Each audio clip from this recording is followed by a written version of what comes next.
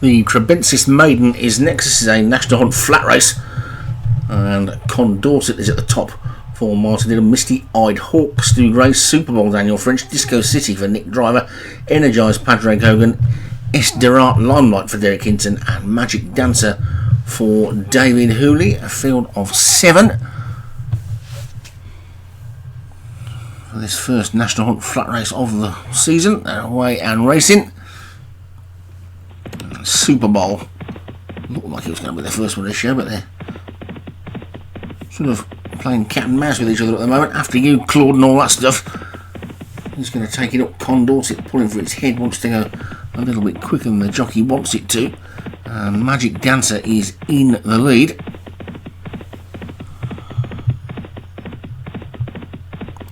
As they come up past the winning post.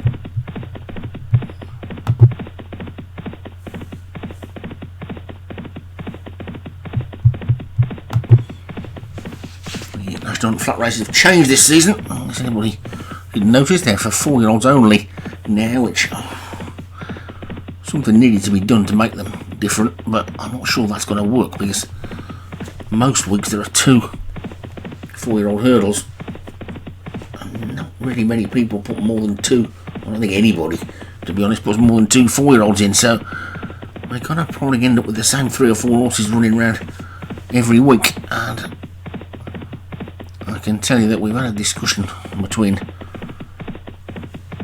us and the commentary team that we maybe stretch some weeks if people have got all the commitments, and if there are races that have to go uncommed, it's going to be the National Hunt flat races is the first one that'll get ditched, because I can't imagine that they're going to be all that competitive. And with Magic Dancer in the lead, I stand to be corrected. It could, of course, have the effect of ruining the 4-year-old hurdles, couldn't it? Because if people start doing better in the flat races, they won't be running in them.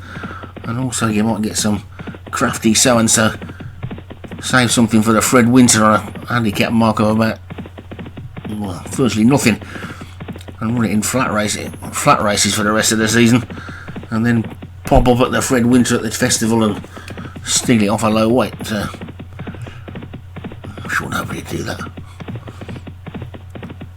Magic Dancer in the lead then, from Condorcet in second, Super Bowl is third, and Misty Eyed Hawk is fourth.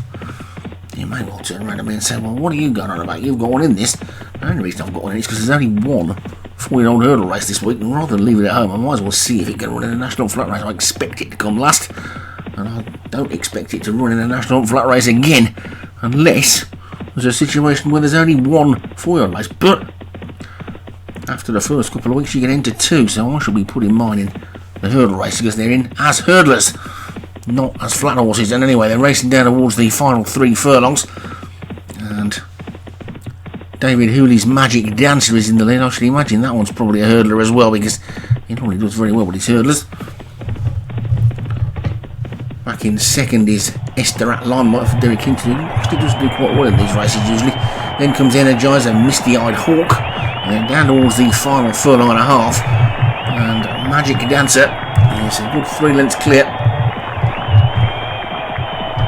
Esterat Limelight in second, and Energize in third, and that's why they're going to finish, I think. Towards the line, Magic Dancer takes it, and Esterat Limelight second, Energize third, then Super Bowl and Misty Eyed Hawk, Condorcet, and finally Disco City at the back. So David Hooley takes this week's National Hunt flat race with Magic Dancer, Esterat Limelight second for Derek Hinton, Energizer Padraig Hogan third, Super Bowl for Daniel French fourth, and Misty Eyed Hawk for Stu Gray was fifth.